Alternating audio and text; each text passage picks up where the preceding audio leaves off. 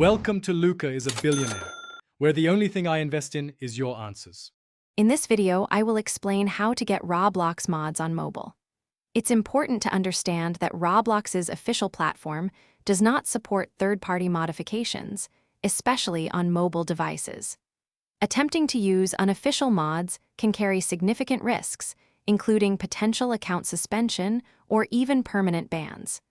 We'll explore why these unofficial methods are risky and discuss safer, legitimate ways to enhance your Roblox experience without compromising. Using unofficial Roblox mods on your mobile device comes with several serious risks.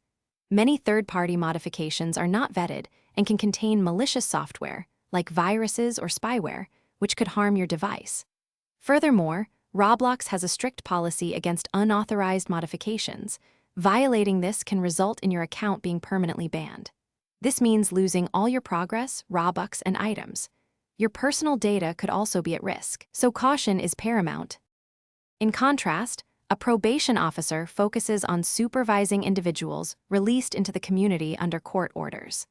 Their main goal is to ensure probationers adhere to specific conditions, promoting rehabilitation and public safety.